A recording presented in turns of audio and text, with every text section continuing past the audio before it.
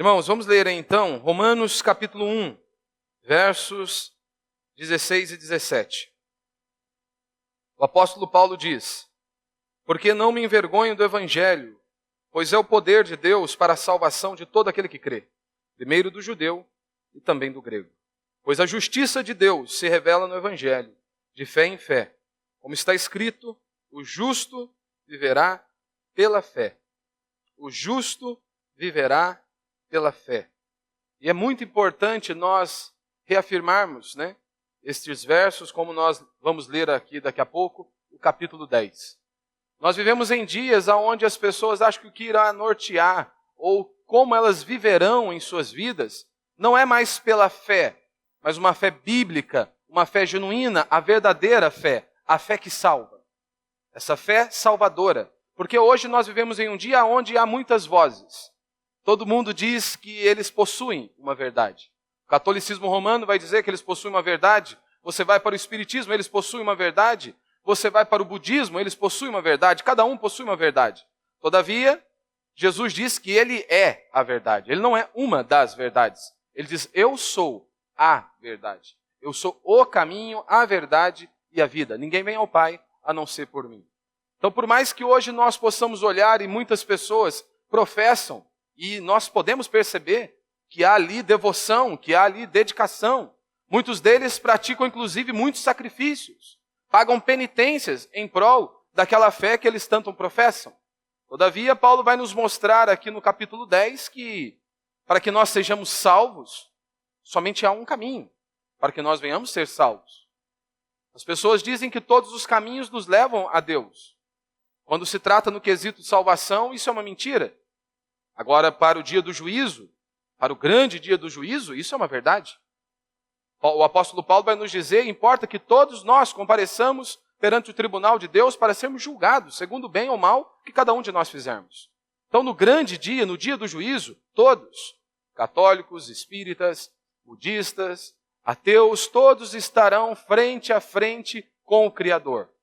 Quando trata do quesito salvação, do homem ser declarado justo perante o tribunal de Deus, somente pela justificação, pela fé, e pela fé somente em Cristo Jesus.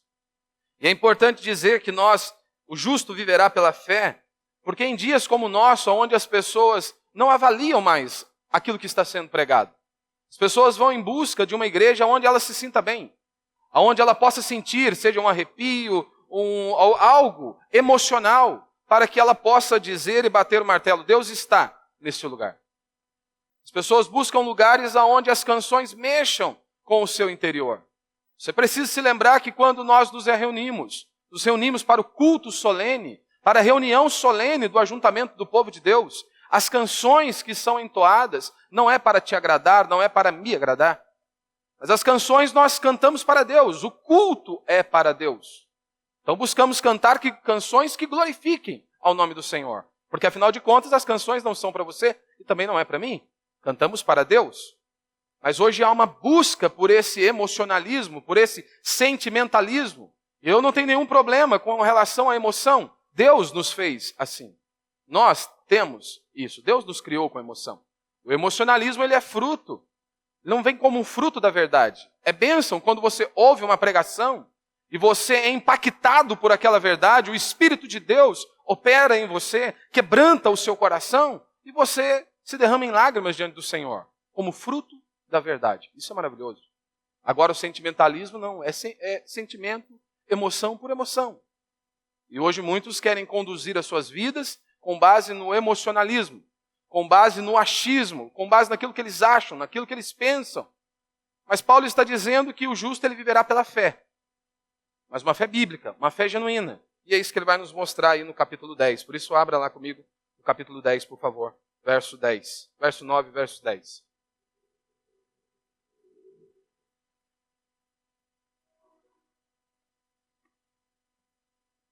Romanos 10, 9. Porque se com a tua boca confessares Jesus como Senhor, e em teu coração creres que Deus o ressuscitou dentre os mortos, serás salvo.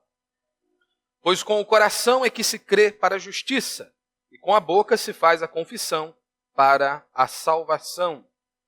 Nós, a semana passada, estudamos aí do verso 5 ao verso 8.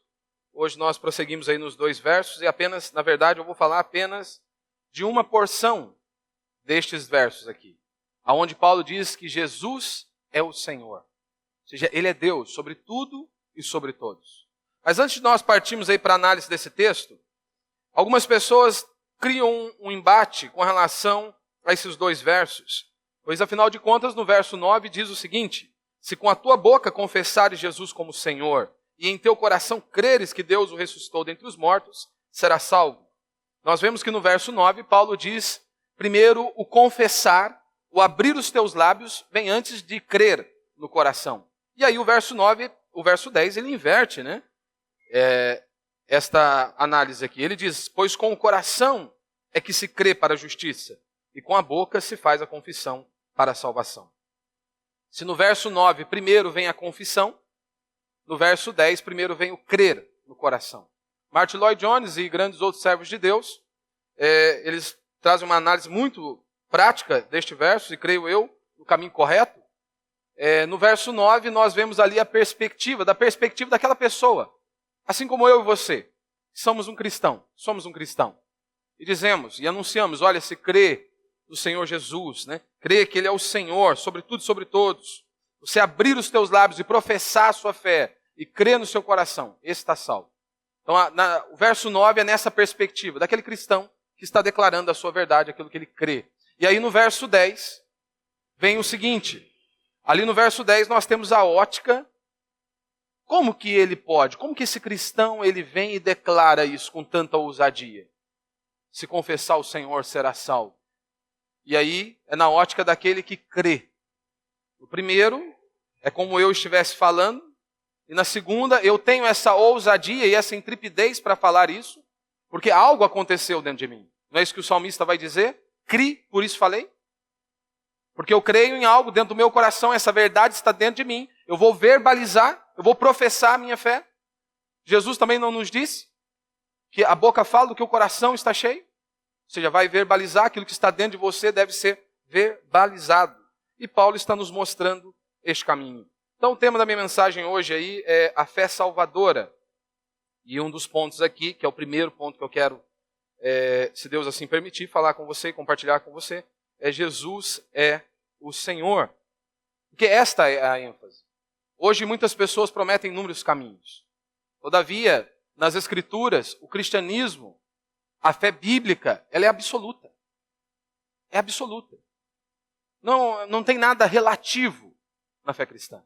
Embora hoje nós possamos olhar para o meio evangélico, principalmente em meio ao meio evangélico, né, que é cada um quer agradar, né, um padre quer agradar um pastor quer agradar o padre, e aí cada um tem a sua verdade e vamos viver o politicamente correto. Se nós olharmos com essa perspectiva, Jesus foi o homem mais divisível da história. Porque todas as vezes Jesus se levantava e dizia, como neste caso, eu sou o caminho, a verdade e a vida. Ele está tratando da vida eterna, a coisa mais preciosa para nós seres humanos, e parece que muitos pastores, muitos líderes religiosos, eles não entendem o quão grave é e o quão importante é este assunto para a igreja. Nós tratarmos de uma fé bíblica, de uma fé genuína, de uma fé que salva. Porque você pode possuir e se sacrificar professando uma fé, mas esta fé bíblica é a que salva. Porque Paulo está dizendo aqui que a fé bíblica, uma fé salvadora, ela tem um conteúdo e ela tem um caráter. A fé bíblica é assim, ela tem um conteúdo. E o conteúdo da nossa fé é Cristo. Cristo é o Senhor. Ele começa dizendo que Cristo é o Senhor. Ele não é mais um na criação. Ele não é simplesmente um mestre. Ele não é simplesmente um líder. Ele não é um profeta, ele não é um apóstolo, ele é o próprio Deus. E Paulo está dizendo, este é o caminho da vida eterna. É nós reconhecermos a Cristo como Senhor. E o segundo passo é justamente que Deus o ressuscitou dentre os mortos. E esta era a pregação dos apóstolos, nós vamos ver mais adiante. Então, mais uma vez, nós estamos aqui diante da comparação entre a justificação pela fé e a justificação pelas obras.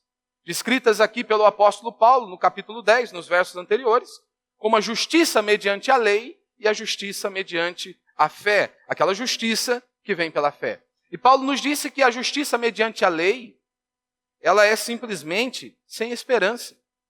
Pois é impossível que nós possamos cumprir toda a exigência de Deus. Assim como o judeu, como nós temos estudado aqui no capítulo 10, eles rejeitaram a justiça de Deus porque eles achavam que podiam atender ou cumprir a justiça exigida por Deus. E aí você se lembra que quando se trata do quesito salvação, o padrão não é estabelecido por você, o padrão não é estabelecido por mim. Embora a sociedade ache que eles possam estabelecer o padrão. Porque o que nós mais ouvimos é, mas eu não mato, eu não roubo, eu não me prostituo. Então eu sou uma boa pessoa, eu sou trabalhador, sou honesto, pago as minhas contas e por aí vai. Mas o padrão para a salvação e para a vida eterna não é esse. O padrão estabelecido por Deus é perfeição total, todos os dias de sua vida. Então por isso que Paulo está pregando aqueles homens e está dizendo, é impossível vocês serem salvos pelos seus méritos. Como diz Isaías, as nossas obras são como trapos de imundícia. Nós não temos nada para apresentar ao Senhor. E por isso Paulo diz que essa justiça, mediante a lei, ela é sem esperança. Porque quando se trata de nós seres humanos, somos pecadores, limitados e falhos. Quem de nós aqui pode bater no peito e dizer, eu nunca tive um pensamento impuro? Quem de nós aqui pode bater no peito e dizer, eu nunca tive uma intenção impura no meu coração, eu nunca cobicei nada dos outros? Nós apenas focando nos 10 mandamentos. Apenas em um mandamento. Porque Tiago vai dizer, se você transgrediu um mandamento, você já é culpado. Então se em toda a sua vida você transgredisse um mandamento, e isso é impossível, tratando de nós seres humanos, nós já estaríamos condenados. Porque afinal de contas, você que tem filho, fica mais fácil você perceber a sua podridão. Porque nós não conseguimos sequer amar os nossos filhos da maneira bíblica, com o amor bíblico que as Escrituras nos mostram. Não é o amor de Hollywood, não é o amor que você acha que é certo, porque Paulo vai descrever o que é o amor bíblico. O amor bíblico, ele tudo suporta, tudo sofre. Ora, nós não suportamos muitas vezes os nossos próprios filhos, que repetem as mesmas coisas. Então nós não amamos da maneira como Deus nos mostra que devemos amar. Então os nossos filhos nos fazem enxergar a nossa podridão. O quanto nós somos podres, o quanto nós somos depravados, o quanto nós precisamos melhorar. Então é impossível para nós mesmos cumprirmos a exigência de Deus. E louvado seja Deus que o apóstolo Paulo nos mostra o caminho da justificação pela fé. E não é apenas o apóstolo Paulo, de Gênesis a Apocalipse, nós vemos isso. O apóstolo Paulo, nos versos anteriores, no capítulos anteriores, Paulo olha e diz, olha, Abraão, Davi foram justificados diante de Deus, não por suas obras, mas mediante a fé. Abraão creu em Deus e isso lhe foi imputado como justiça. Ele cita os 2 grandes nomes do Antigo Testamento para provar que a doutrina da justificação pela fé, e pela fé somente em Cristo, não era um novo ensinamento, um novo ensino, uma nova doutrina, mas estava ali, no Antigo Testamento, que eles tinham como palavra de Deus. E ele diz, Abraão foi justificado porque ele creu, ele confiou em Deus. Então a justiça que vem da fé, mediante a fé, é límpida, ela está clara diante de nós. Está ali, essencialmente simples, é isso que o apóstolo Paulo está nos mostrando. Então a declaração fundamental do apóstolo Paulo é que a salvação é inteiramente pela fé, e pela fé em Cristo Jesus. E ele vai dizer no verso 8, no fim do verso 8, ele diz, isto é a palavra da fé que pregamos. Isto é o Evangelho. É uma proclamação desse fato, dessa verdade de Cristo, o Senhor, que Ele veio ao mundo para salvar pecadores, porque Ele veio ao mundo porque nós não poderíamos subir até Deus. Deus envia o Seu Filho para ser moído na cruz do Calvário, porque nós, por nós mesmos, não poderíamos subir até Deus ou nos salvar. Então este é o grande tema da epístola. Paulo já havia anunciado, como nós lemos aí no verso 16 do capítulo 1 e o verso 17. Paulo já havia anunciado esta grande doutrina da justificação pela fé. E mais uma vez ele está dizendo a mesma coisa, com outras palavras, com outros exemplos, mas ele está ressaltando a importância deste ensinamento. Porque nós vivemos em dias, assim como os judeus naqueles dias, achavam que poderiam ser justificados mediante as suas obras. Seja por suas bondades, sejam por suas boas obras, por suas boas ações, ou inclusive, como nós vemos no meio evangélico, as pessoas acham que podem ser justificadas diante de Deus simplesmente porque ela contribui financeiramente. E ela acha que vai então ter o direito à vida eterna porque ela contribui financeiramente. Porque é isso que muitos pastores dizem. Nós não vemos isso nas Escrituras. Com isso não estou dizendo que não precisamos da sua ajuda, da sua colaboração. Mas eu nunca poderei chegar aqui e atrelar a sua salvação, a redenção da sua alma ao seu dízimo ou à sua contribuição financeira. Nunca poderei fazer isso. Nós não temos respaldo nas Escrituras para dizer isso.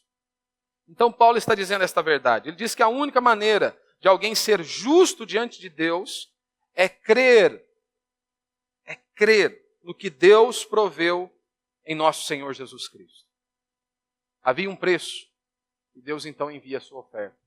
Ele envia Cristo, nosso Senhor e Salvador. E Paulo está dizendo isso. Só esta maneira de nós sermos salvos. Só há uma maneira de você ser declarado justo perante o tribunal de Deus. É crendo nos feitos de Cristo, na obra de Cristo, na pessoa de Cristo e em sua obra. Só este caminho. Somente assim nós podemos ser declarados justos perante o tribunal de Deus. E aqui no verso 9, ele diz, porque se com a tua boca confessares Jesus como Senhor e em teu coração creres que Deus o ressuscitou dentre os mortos, serás salvo. Ele está mostrando aqui a verdade que deve ser crida e confessada. Ele mostra que há uma verdade que nós devemos crer e que nós devemos confessar. E essa verdade não é o achismo, não é o misticismo, não é o pragmatismo. Ele está mostrando que a verdade é Cristo. É essa verdade que nós temos que crer e nós temos que professar. Cristo é o Senhor e Deus o ressuscitou dentre os mortos. Paulo está nos mostrando isso. Então, mais uma vez, nós somos postos face a face com uma das grandes declarações do Evangelho, da boa notícia. Está diante de nós sobre ambos pontos de vista, seja teórico ou prático. Paulo coloca diante de nós. Isso é maravilhoso, porque nós podemos examinar a nossa fé. Será se eu tenho crido nesta fé salvadora, na fé bíblica, nesta fé genuína? Ou eu tenho me apoiado ou ancorado em muitas coisas e não esta fé genuína, esta fé salvadora que Paulo está nos mostrando aqui por meio desta declaração. Então, neste verso aqui, nós temos pelo menos duas declarações. Uma declaração do que a pregação do Evangelho é. Ou seja, para nós nos lembrarmos constantemente o que tem que ser pregado. O que nós temos que anunciar. Hoje as pessoas falam de tudo, de muitas coisas. Falam de diversos assuntos. Mas a mensagem principal, que é o anúncio da boa notícia, que é anunciar também a maldade humana, o quanto que o homem é pecador e depravado, que o homem não pode salvar a si mesmo, mas que existe um caminho de volta para Deus, que é por meio da pessoa de nosso Senhor Jesus Cristo. Essa mensagem do Evangelho nós temos que levar. A mensagem de que Jesus é o Senhor. Ele é o Deus Todo-Poderoso. Ele pagou a conta no nosso lugar. Essa mensagem tem que ser pregada. E ele diz também aqui essa declaração do que se deve crer. Né? Então nós temos que crer. Não é em Buda, não é em Maria, não é nas suas boas obras, não é na sua contribuição financeira, não é no seu domínio das Escrituras. Não é porque você leu bons livros. Não é porque você sabe fazer uma análise de um texto. Mas você precisa estar ancorado na verdade, nesta fé bíblica. E Paulo está mostrando que é o nosso Senhor e Salvador Jesus Cristo. Não é o seu domínio intelectual, não é o seu domínio das Escrituras, mas é a fé em Cristo Jesus. Então ele nos dá aqui uma definição da fé salvadora. E por que é importante falarmos sobre isso? Justamente porque não há verdade absoluta. Porque hoje cada um tem uma verdade. E aí ninguém pode questionar ninguém. Ou melhor, nós cristãos não podemos questionar ninguém. Todos os movimentos podem falar, todas as grandes religiões ou falsas religiões podem falar, mas quando um cristão genuíno defende o óbvio, defende a verdade, ele é massacrado. Eles querem nos fazer calar, nos calar. Esta é a grande realidade. Todo mundo pode falar, todo mundo tem direito, todo mundo tem voz, menos o cristão. Aquele que está com a verdade, aquele que possui a verdade, ele não pode falar. Mas todos podem tentar nos massacrar. E é importante nós falarmos sobre isso. Não há nada mais importante do que o claro entendimento do que é esta fé salvadora, do que é a fé bíblica e genuína. E nós vemos que Paulo diz que ela tem um conteúdo, o conteúdo desta fé e o caráter dessa fé. E aí eu quero apenas um ponto aqui, o conteúdo dessa fé.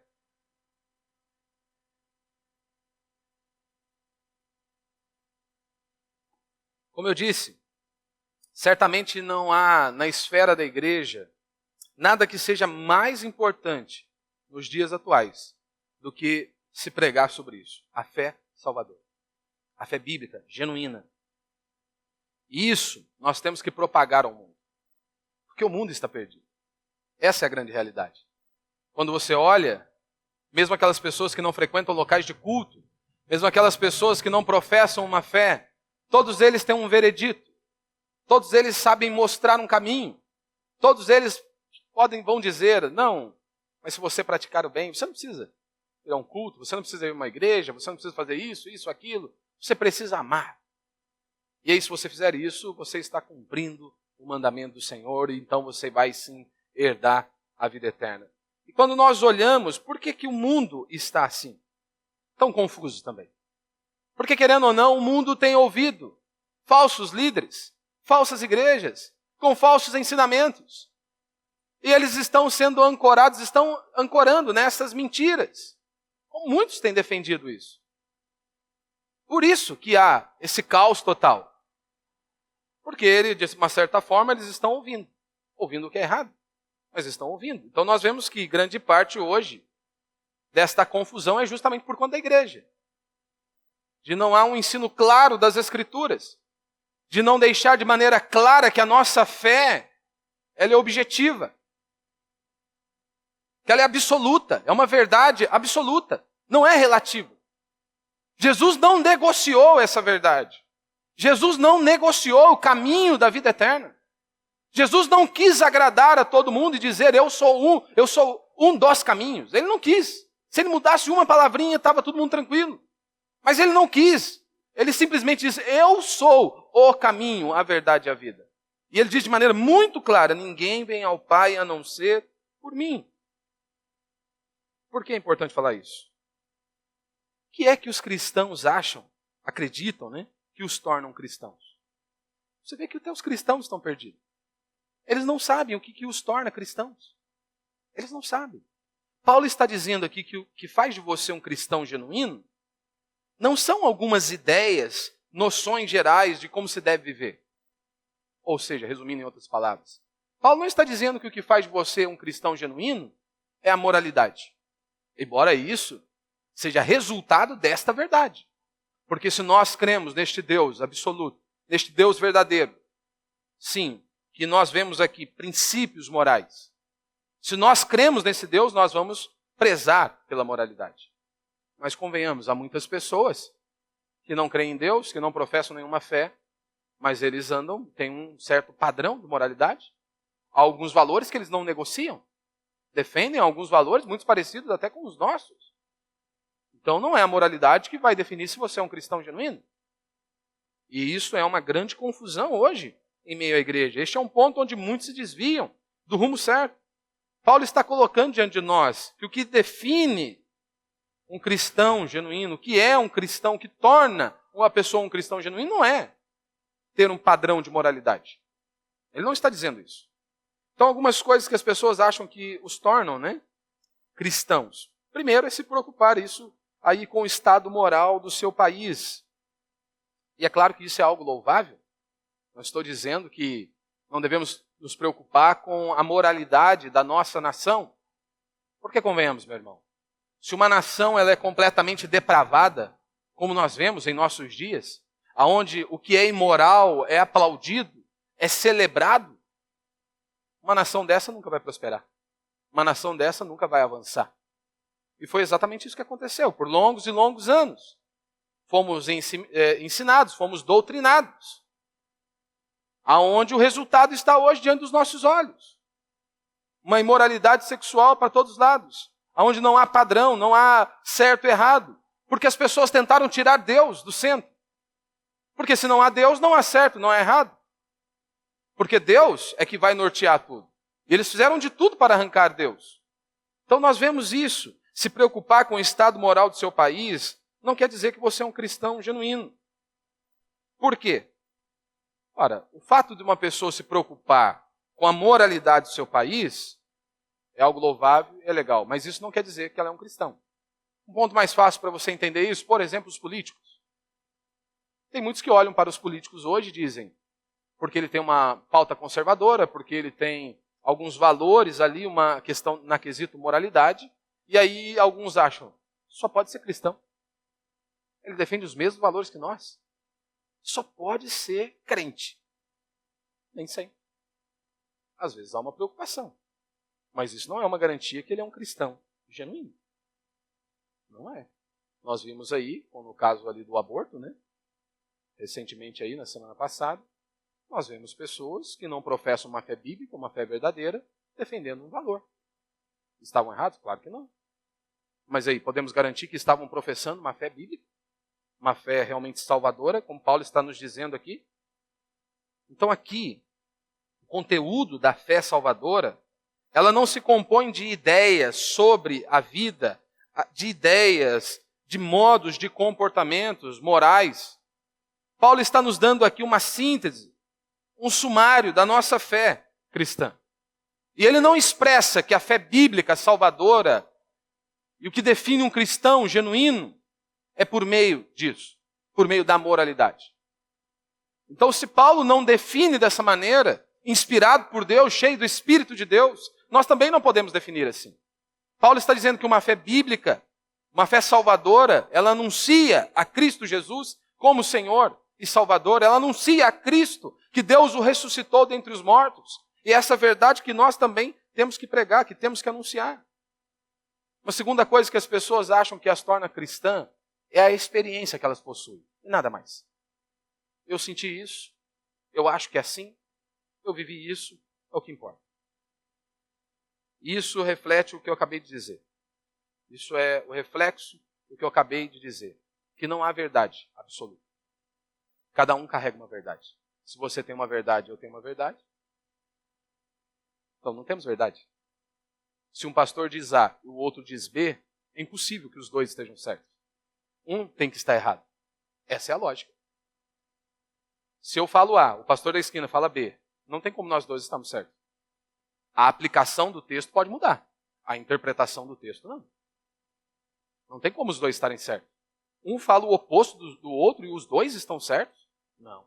É impossível isso. Porque só há uma verdade. Então nós temos um grande problema em nossos dias, pois tudo é relativo. Não há nada absoluto. E então ninguém pode dizer, só Cristo salva.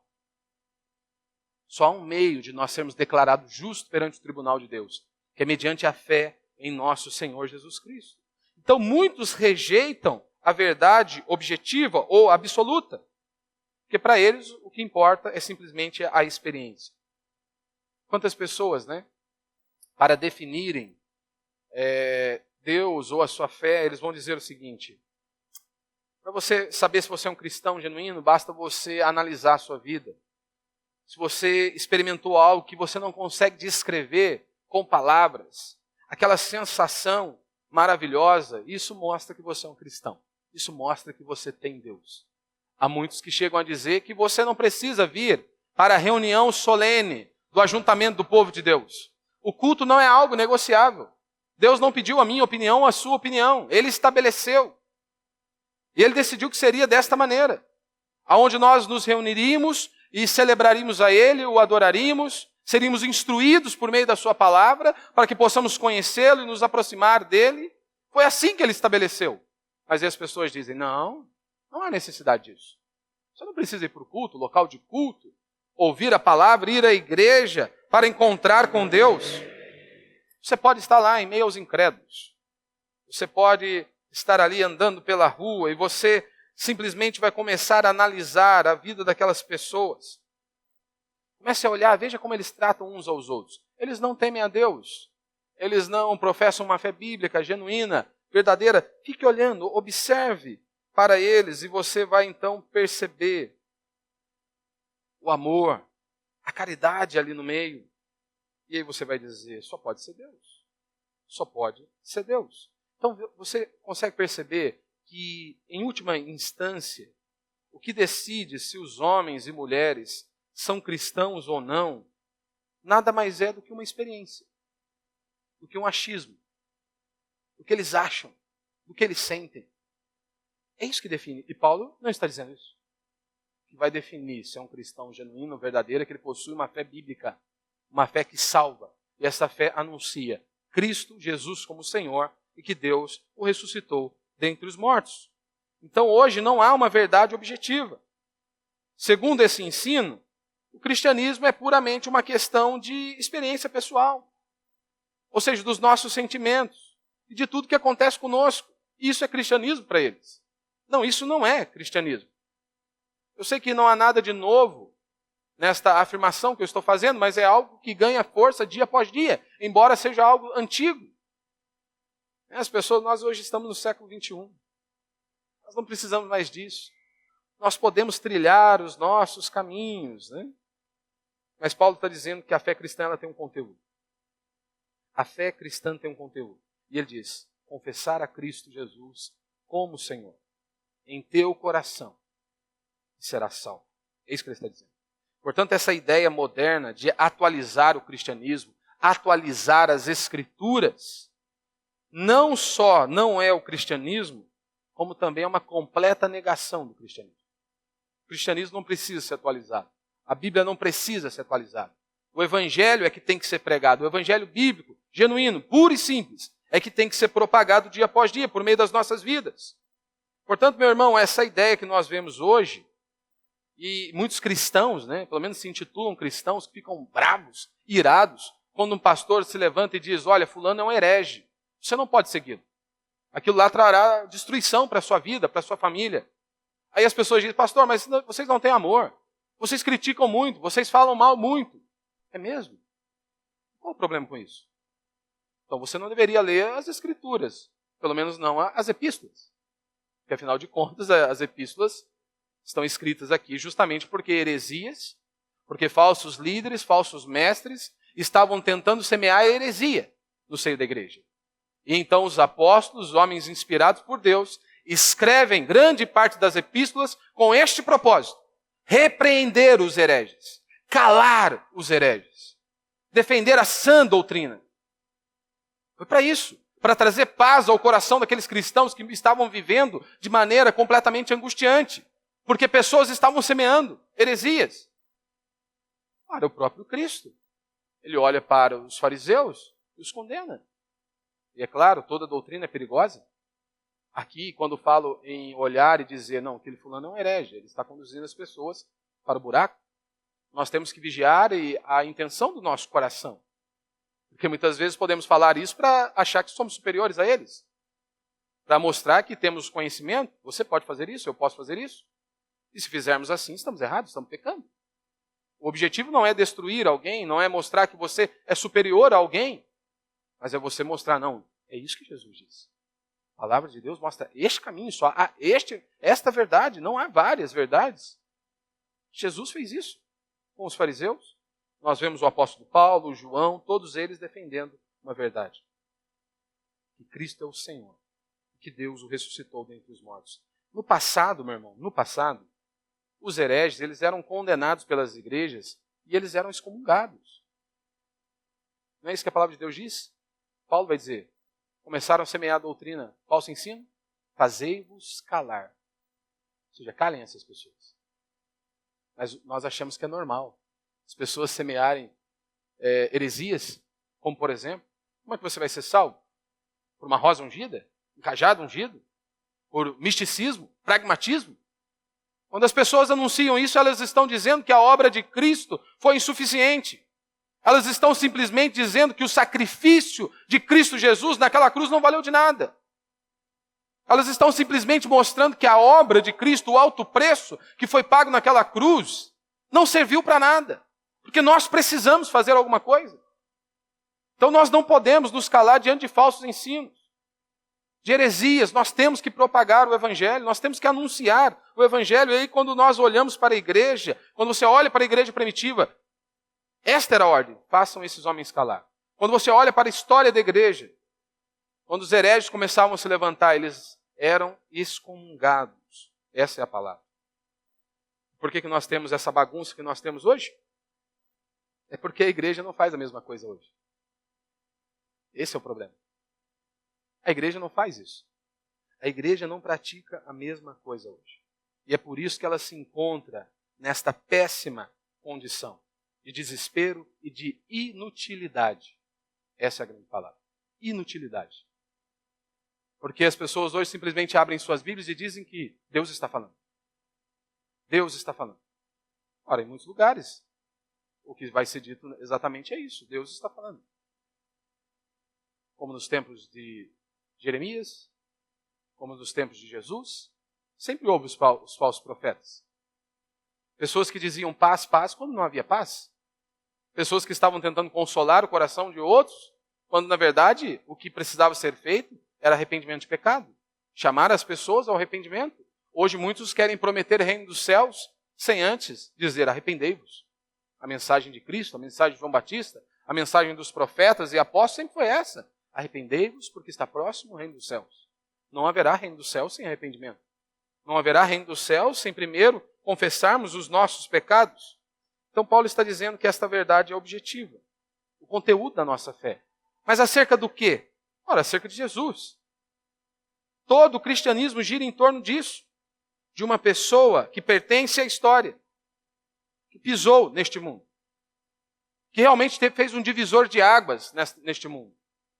Que pôde nos reconciliar. Ele executou essa obra de reconciliação com Deus. A Bíblia diz que nós éramos inimigos de Deus. E então em Cristo nós fomos reconciliados. Portanto, aquela pessoa ou aquela igreja que ela quer descrever o cristianismo sem mencionar a Cristo, ela não está descrevendo o cristianismo.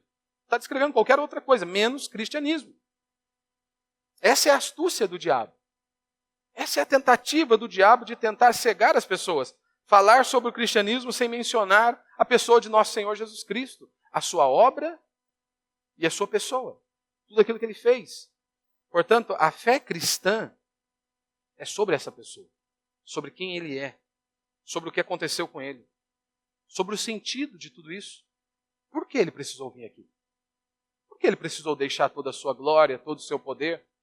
Por que ele precisou estar entre nós? Por que ele precisou ser moído naquela cruz do Calvário? Se você tira Cristo, ora, é cristianismo por conta de Cristo. Como você vai arrancar Cristo? Tudo depende dele. Ele é o princípio e o fim, o alfa e o ômega, o primeiro e o último. Ou como Paulo vai dizer aí, porque ninguém pode lançar outro alicerce além do que já está posto, o qual é Jesus Cristo. Ele é o alicerce. Então a primeira coisa que Paulo está dizendo é Cristo é o Senhor. E a segunda coisa que ele vai dizer depois é que Deus o ressuscitou dentre os mortos. São esses dois absolutos essenciais da fé cristã.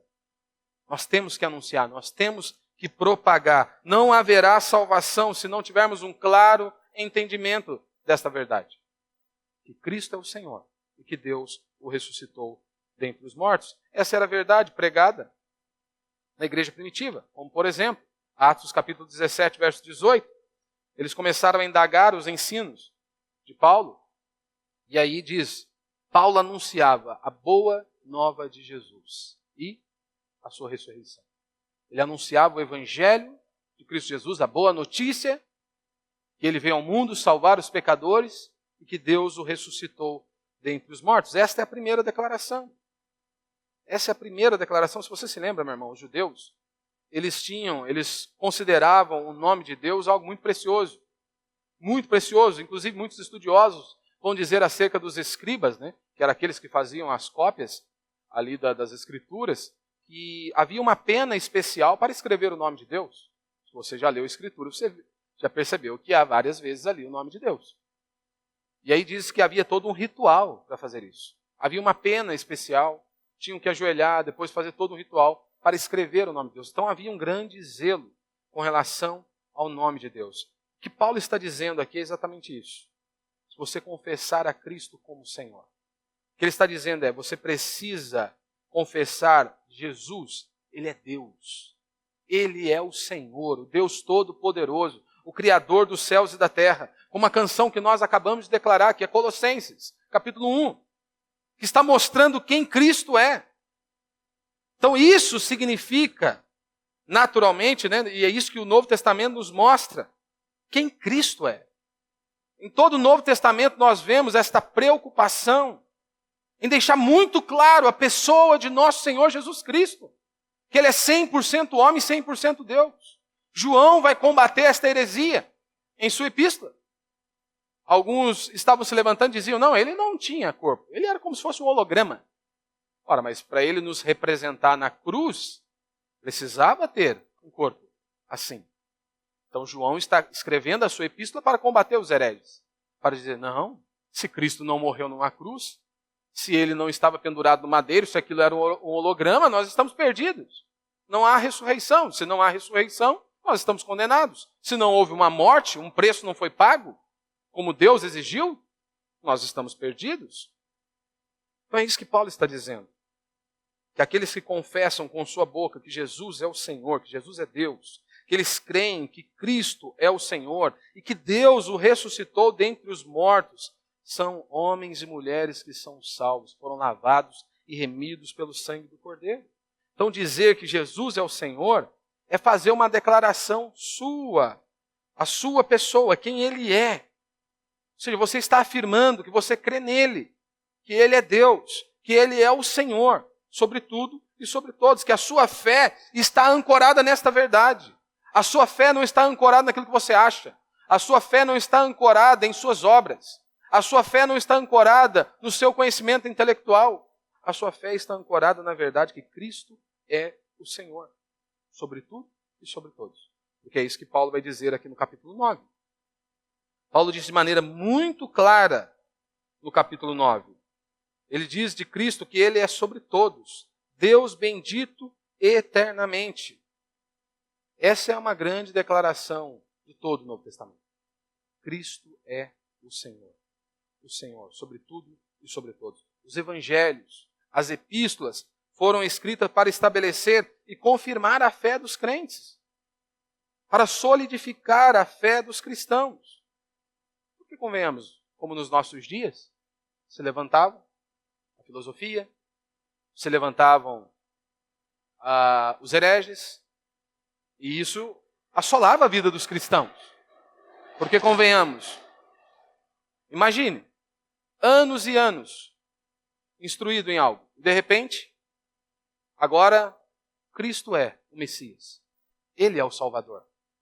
Ele é aquele que Deus enviou. Ele é o Messias prometido nas Sagradas Escrituras. Ele é Deus. É Ele que nos perdoou dos nossos pecados. E é por meio dele que nós somos salvos. E aí, de repente, vem um cara lá da esquina e fala o seguinte, você é louco? Você vai abandonar a religião?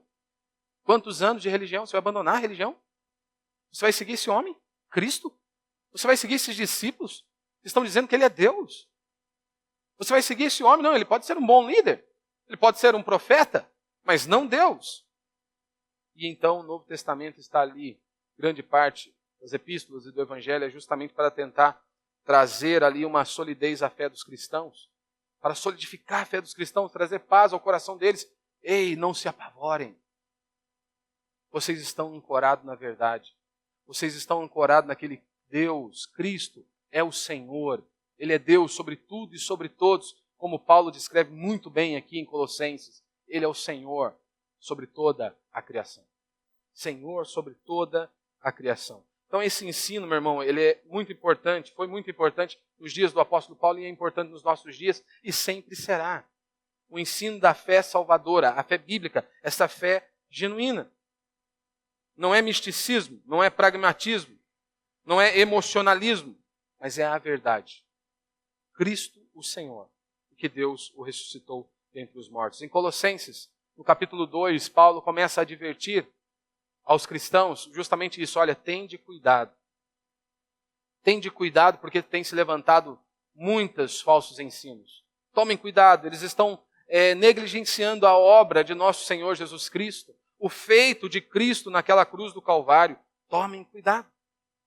E é exatamente isso que nós temos que fazer hoje. Em pleno século XXI, as pessoas dizem que não precisam de Deus, que elas não precisam de milagre, que é um absurdo você crer que Deus pode curar alguém, que Deus pode libertar alguém. Ora, se Deus criou todas as coisas, qual a dificuldade? Por exemplo, se Deus te formou, se Deus te criou, qual a dificuldade em Deus te curar de uma enfermidade? Por que Ele não pode? Se Ele criou tudo que nós vemos, qual a dificuldade de Deus dar ordens, como Ele já fez, e tudo se sujeitar ao seu comando? Então você percebe que o cristianismo, todo ele é acerca desta pessoa, de Cristo Jesus. Não é acerca do nosso sentimento, não é acerca do nosso achismo, mas é da pessoa de nosso Senhor Jesus Cristo. E aí eu quero ler aqui para nós encerrarmos essa declaração que Jesus é o Senhor. Nós vemos aqui por meio do apóstolo Paulo em Colossenses, capítulo 1, verso 16 em diante, Paulo diz: porque nele foram criadas todas as coisas, nos céus e na terra, as visíveis e as invisíveis, sejam tronos, sejam dominações, sejam principados, sejam poderes, tudo foi criado por Ele e para Ele. Ele existe antes de todas as coisas, e nele tudo subsiste. Ele também é a cabeça do corpo, que é a igreja, é o princípio, o primogênito dentre os mortos, para que em tudo tenha o primeiro lugar. Porque foi da vontade de Deus que nele habitasse toda a plenitude. Você consegue perceber aqui que declaração fenomenal do apóstolo Paulo? E não apenas o apóstolo Paulo, o autor de Hebreus também vai dizer. Ali ele diz o seguinte, no verso 1 ao verso 3. No passado, por meio dos profetas, Deus falou aos pais muitas vezes e de muitas maneiras. Nestes últimos dias, porém, ele nos falou pelo Filho, a quem designou como herdeiro de todas as coisas, e por meio de quem também fez o universo. Ele é o resplendor da sua glória, a representação exata do seu ser, sustentando todas as coisas pela palavra do seu poder, e tendo feito a purificação dos pecados, assentou-se à direita da majestade nas alturas. Então nós vemos aqui, meu irmão, tanto em Colossenses como lá em Hebreus. Primeiro ele diz de maneira muito clara, ele é o primogênito sobre toda a criação. Não é como nós vemos em algumas seitas, que ele é um Deus inferior, ou que ele é uma outra criatura, como qualquer outra criatura. Nós não vemos isso nas Escrituras. Alguns falsos ensinam, algumas falsas religiões, eles simplesmente negligenciam, eles desprezam a Cristo como Senhor, como Deus. Eles tentam rebaixar ao Senhor como uma criatura, como uma outra qualquer, como outro ser humano. Ou seja, eles rejeitam a divindade de Cristo. E nós vemos ali também a soma de todos os atributos e poderes divinos que estão nele. Ou seja, toda a plenitude, como diz Paulo. Ou como vai dizer também aqui no Colossenses capítulo 2, verso 9, Paulo vai dizer exatamente isso também. Ou seja, o que nós temos que nos atentar aqui, quem é esse Deus que nós servimos? Paulo está mostrando a sua fé salvadora. Essa fé salvadora, ela possui um caráter. Ela tem um conteúdo, um caráter. O conteúdo da nossa fé não é emocionalismo, não é achismo. É Cristo o Senhor. O Deus Todo-Poderoso, o Criador dos céus e da terra. Aquele que tem um controle de tudo, de todos em suas mãos. Deus não está de mãos atadas, como alguns líderes religiosos tentam nos fazer acreditar. Ora, no mesmo instante que estão todos dizendo que Ele é o Senhor, que Ele criou os céus e a terra, que Ele tem o poder, de repente nós dizemos, Deus está de mãos atadas, Ele não pode fazer nada. Não, Ele é o Senhor, sobre tudo e sobre todos. Nada foge do controle de suas mãos. Esse é o Senhor. Essa é a fé bíblica. Nós cremos nesse Senhor. Que Deus o ressuscitou dentre os mortos, como Paulo vai dizer aqui. Que isso é uma certificação de que o sacrifício foi aceito. Porque Deus o ressuscitou dentre os mortos. Ou seja, Ele cumpriu a exigência feita por Deus em cada ponto, em cada detalhe. E por isso, então, a certificação está ali. Deus o ressuscitou dentre os mortos. E nós precisamos levar esta verdade. Isso que está diante de nós. Cristo é o Senhor. Ele não é um dos caminhos. Ele é o único caminho. Ele é a verdade porque Deus aceitou o sacrifício. Nós somos salvos porque Ele cumpriu tudo que Deus exigiu. E por isso um dia nós estaremos, é exatamente isso que nós vamos fazer aqui agora. Reafirmar a nossa fé em Cristo Jesus. Reafirmar que um dia estaremos com Ele por toda a eternidade. Não por conta dos nossos méritos, porque não temos. Mas pelo feito de Cristo. Como Paulo disse no início da epístola, a justiça dele nos é imputada. No Evangelho nós vemos a justiça de Deus. Por quê? Lá no Éden, Deus já havia dito, se vocês pecarem, vocês vão morrer. E todo um simbolismo, tudo apontava para Cristo, um cordeiro tinha que ser morto. Mas um dia, eis o Cordeiro de Deus, que tira o pecado. Deus envia a sua oferta, o sacrifício perfeito, que cumpriu toda a sua exigência. E é por isso que um dia eu e você estaremos com Ele. E passaremos a eternidade com Ele. Não porque há alguma coisa de bom em você, ou que há alguma coisa de bom em mim. É claro que nós iremos andar em santidade, iremos ter um padrão de moralidade, mas nós estamos aqui e somos aceitos, podemos adorar a Deus e cultuar a Deus, não porque nós oramos, não porque jejuamos, não porque contribuímos, mas porque Ele operou em nós. Ele nos resgatou das trevas, Ele abriu os nossos olhos, quebrantou o nosso coração, Ele começou a boa obra e Ele vai completar essa boa obra. Ele já nos separou antes da fundação do mundo, e num determinado momento desta história, o Espírito de Deus nos quebrantou e hoje nós estamos prostrados diante dEle. Porque quantos de nós, meu irmão?